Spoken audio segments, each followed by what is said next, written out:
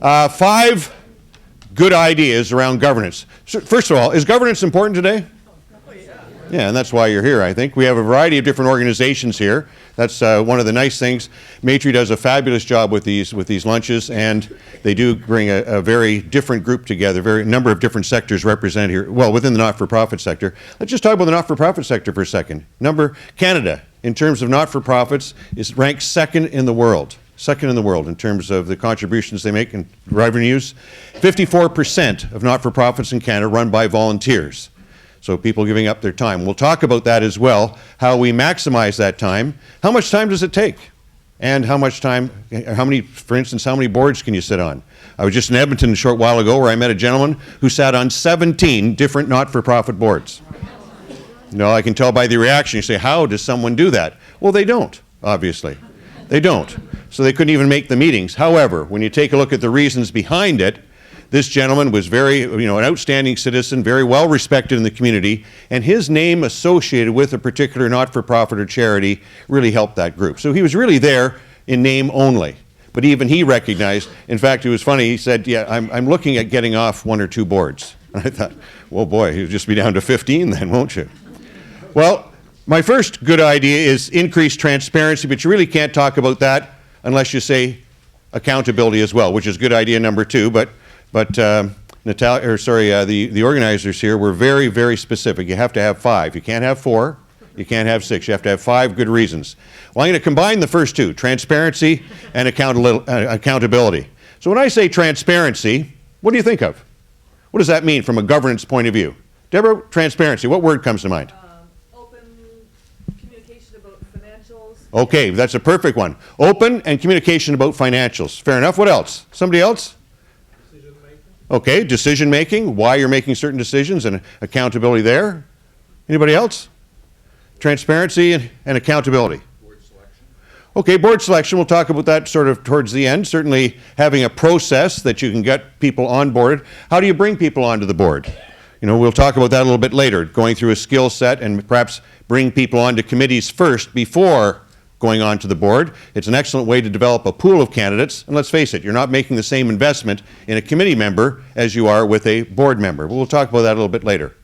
Now, accountability and transparency, if you take a look at it, it is, government funding is declining. We know that. So as not-for-profits, we're more looking at the corporate and the donor community. Well, if you take a look at corporate Canada, they step up. They really do. We have a number of examples, and we can go right through the alphabet, talking about different companies that have stepped up to help in the not-for-profit sector. Many of you are probably receiving funds from corporations now. The difference there is that they have shareholders that they have to report to.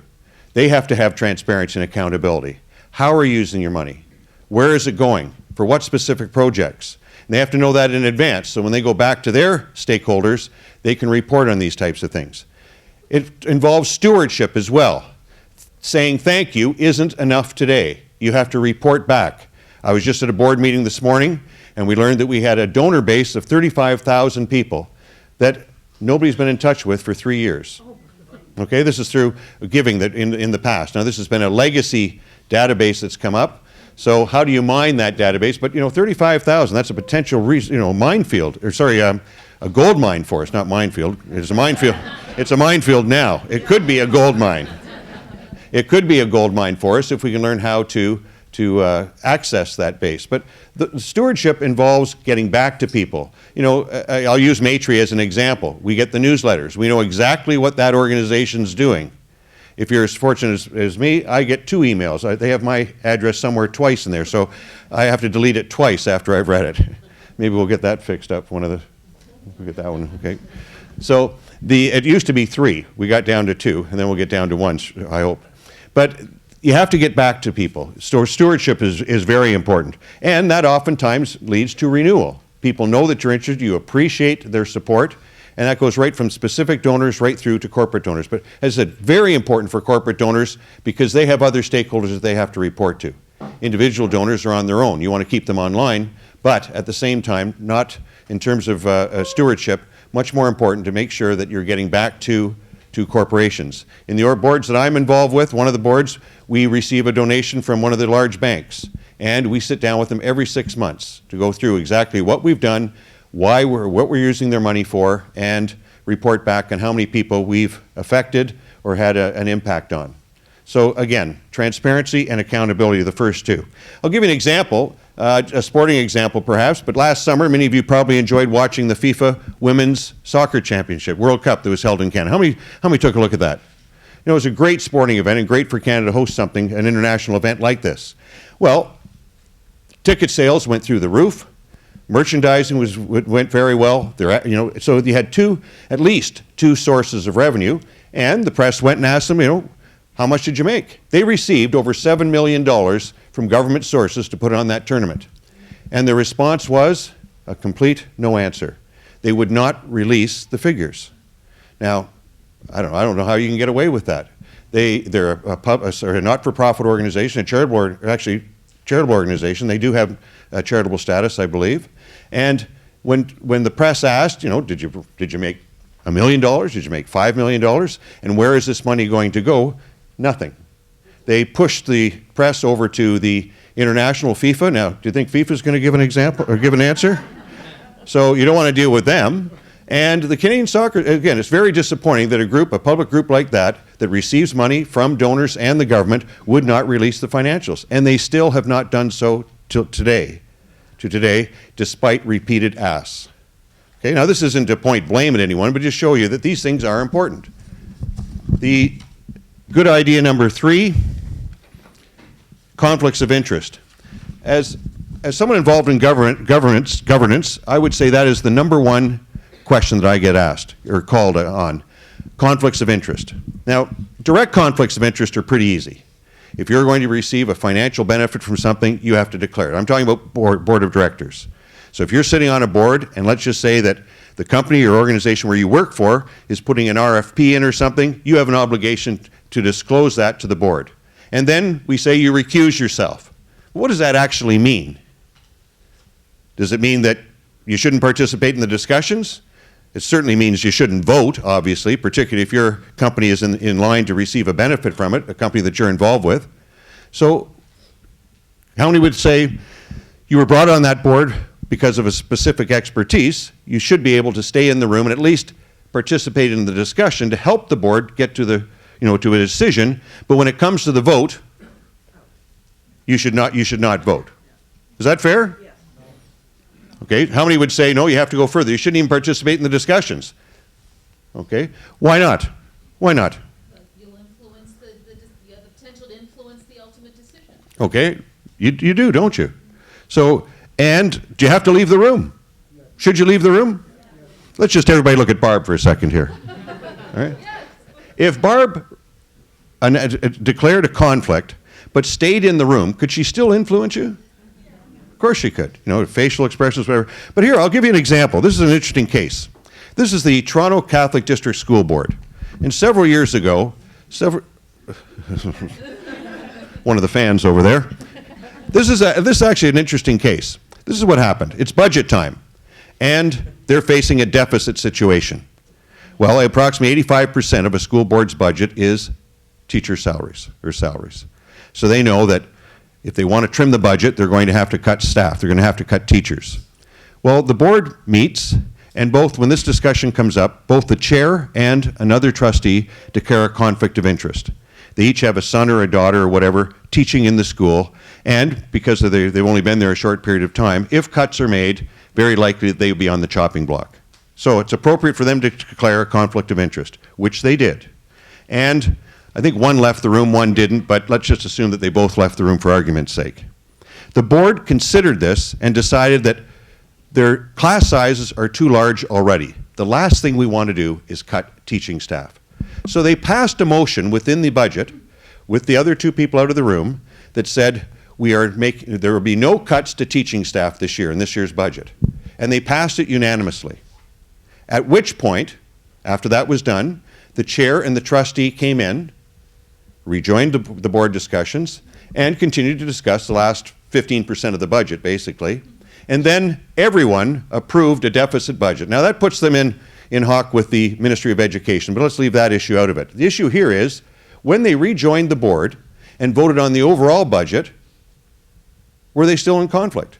Or had they managed the conflict appropriately by not participating in discussions and leaving the room?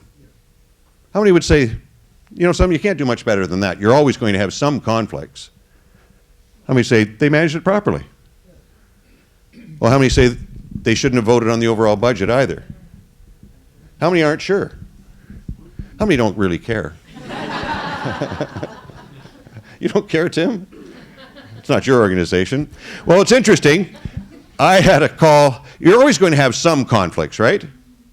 So I'll give you another example. I sat on the St. Clement School Board, which is a private girls' school at Yonge and Eglinton. They always wanted somebody from the university sector because their mission is to prepare young women for post-secondary education. So I was really the only independent member on that board. Who else is going to sit on that board? Parents. The others are parents. They have a real passion for the school, and they are willing to put the time in to make sure that it's governed properly. So you're going to get that. Well, I remember budget time again. They're trying to decide how much tuition is going to increase the next year, and they're all sitting on their wallets, right? So I made the point at the time, tell you what, I'm really the only independent person here. You people leave the room. I'll decide what the tuition is next year, and I'll invite you back in, which they all laughed about, but you've made the point that in some cases, you're not going to get rid of all the conflicts. You have to manage the conflicts that you have. As long as everyone knows about the conflict, I think you can manage it. Well, let's go back to our Toronto District School Board, or Catholic School Board. Did they manage the conflict? They both addressed the conflict, went in, and, so what do you think, yes or no? Yes. How many would say yes? Got to have a vote here. How many say no? Well, it's interesting. The Toronto Star called me at the time and asked for my opinion, and I said, I don't see how they could manage it much better than that. I think they did it appropriately. Well, it was interesting. Two of the other trustees felt that they should not have been involved in the overall decision and took the matter to court. So we actually have a legal decision now on this particular case.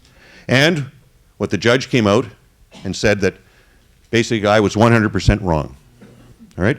That because the quantum of the conflict, 85% of the budget was so large that when they went back in and voted on the overall budget, that was included in there. Even though they didn't have an impact or a say in that particular motion within the overall budget, they were still in conflict. Now, that's stretching a little bit, but that shows you how tight these conflicts can get. It's very important to identify them, and those are the direct conflicts. Those are pretty much, we'd say, those are the easy ones. Well, even with the easy ones, there's still some difficulty. Take a look at the Ottawa Hospital today. They're going through a scandal right now where they had a fraud perpetrated, but now as they're going back and studying, they're finding that senior executives involved in the allocation of contracts to contractors and building companies, that some of them are coming forward now and saying, well, I didn't receive any money, I didn't take any kickbacks, but yes, I did have some work done by that construction company at my house, but I paid for it, and I disclosed it at the time. Well, you may have disclosed it at the time, and there may not be a direct conflict, but is there a perception of a conflict? You can never get past that. We had a situation in that was in Ottawa Hospital, in the Oshawa, one of the hospital foundations out there, not that long ago, actually about 5 or 6 years ago, I guess now. Situation was where the CEO of the foundation, they ran 2 or 3 major fundraising events per year. They did not have the headcount internally to run those events, so they farmed it out to an event management company. Now, what he failed to tell the board was the event management company was owned by he and his wife. And when questioned about that, said, well, where's the conflict? Again, these things seem so obvious when they come out, but as directors, you have an obligation to take a look at these. You have to trust that your staff and other directors are going to put their hand up, but where you perceive a conflict, you have to discuss it, because these can come back and damage the association and make it very difficult for you to go out. When we're being inundated with different requests for funding and going out, funders or donors have choices. And a scandal like that can really put you, on the hind step trying to raise funds. So direct conflicts, very easy. So the standard procedures for conflicts: declare the conflict, recuse yourself. I think it's cleaner to recuse yourself from discussions. If your skill set is mandatory to the decision, you can find that skill set someplace else. So you do not participate in the discussions. Leave the room. You have to leave the room.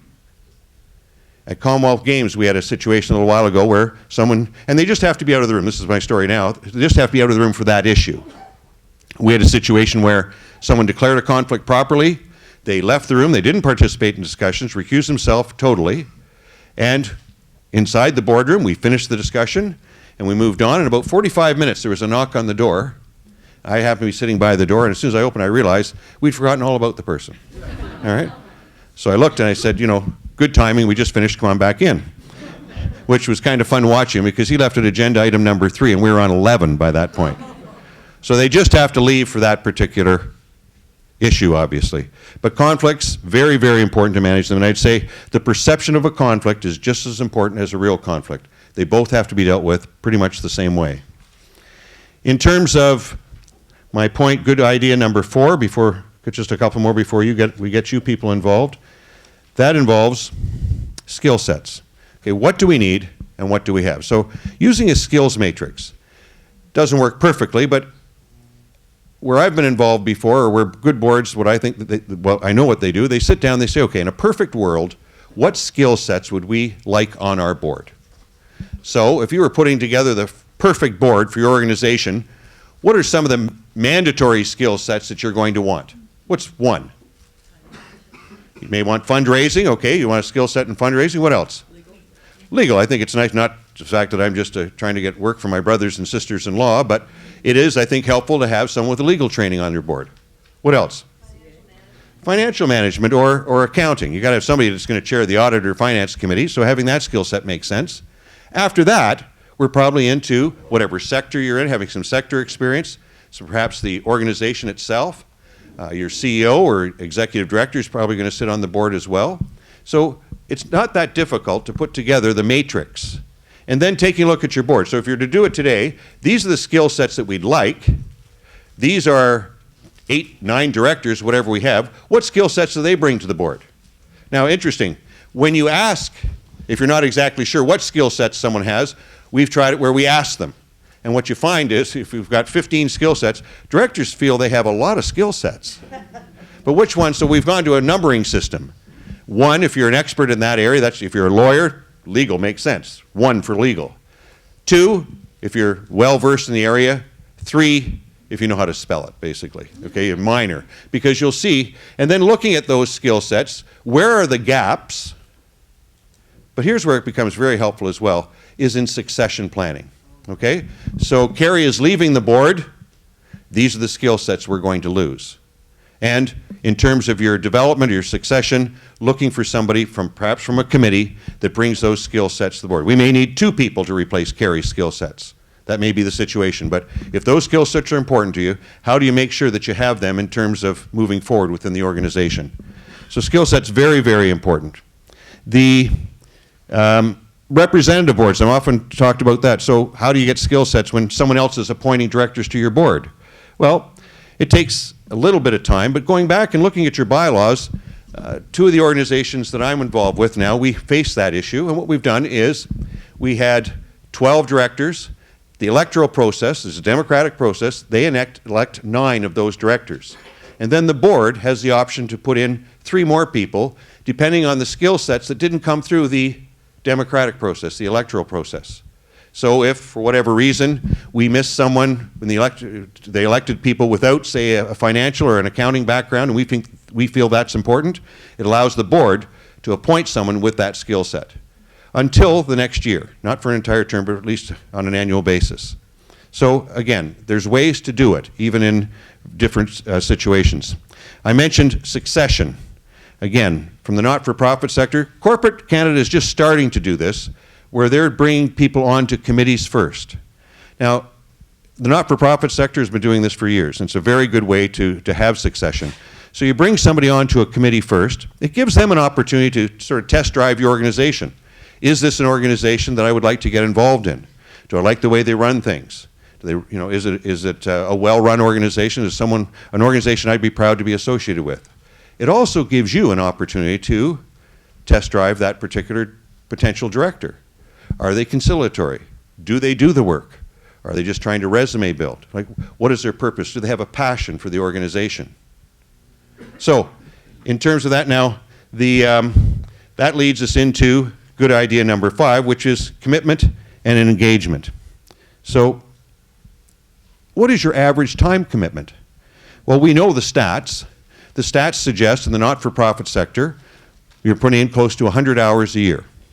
Okay, contrast that with the corporate sector, which is closer to 200 to 250 hours a year. But 100 hours a year. Now, if you're the chair, double it. Where are the chairs in the room? Let's see your hands. Who's chair of your organization? Is that a fair comment? Is at least double? You're the key contact between the CEO, executive director, and the board. So, and I don't think we have a situation here where an executive director would also be chair of the board, do we? We've decided that doesn't work a long time ago, all right? So there's always, it's interesting, we laugh about it today, but in the United States, in corporations in the United States, it is still very common for the CEO to also be the chair of the board.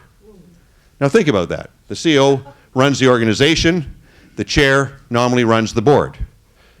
The obvious conflict comes from compensation. The CEO thinks they did a bang-up job this year and they deserve a huge bonus, and the chair agrees with them. Well, those are the types of things that we've moved out. Even in corporate Canada, it's very rare to see that today. You may see it in some family-owned businesses, but for the most part, that's gone. And not-for-profit, we recognized that a long time ago. We have an independent chair of the board.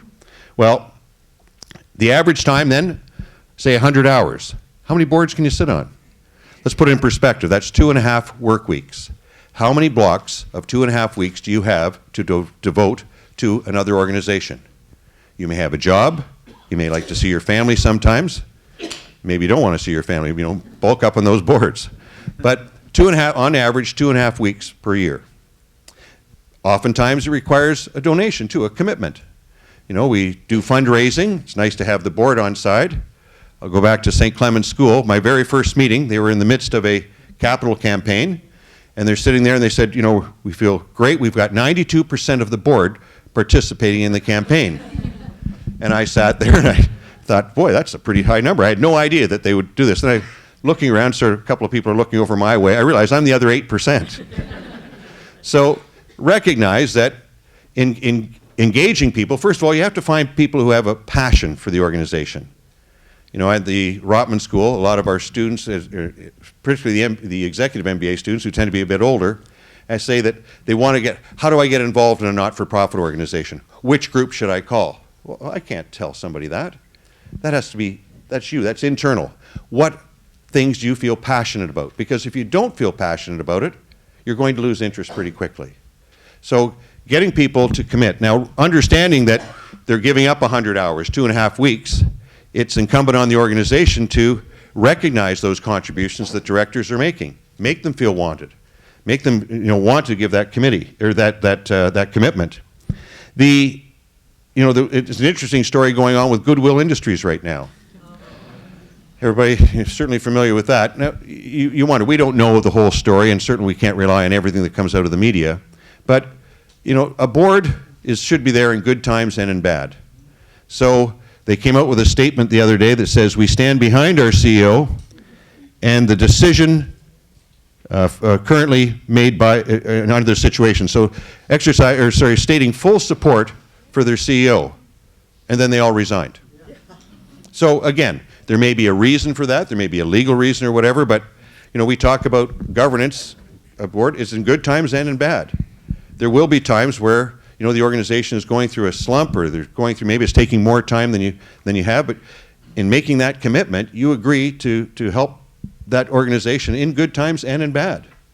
And again, it'll be interesting to find out the reasons why the board left, but I don't know how you can support your CEO when you all resign. So the organization is still running, apparently, not open right now, but still trying to come back from whatever issues that they had. Again, it's an interesting story, but one that's playing out in the press today, and we'll have to follow that one. But this commitment, again, understanding exactly what it means. And what's your time worth? Well, let's put a corporate perspective on it. Now, they are putting in more time, but the average salary for a corporate director in a publicly traded company in Canada now is approximately $90,000. So if you want to know what your time's worth, let's say it's half the time, so it's worth $45,000. That's what your time is worth if we want to put a financial target on it.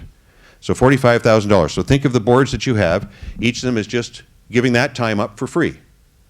to help your organization. So appreciate the time, engage them, and again, hopefully you're going to get that engagement, that commitment coming back as well.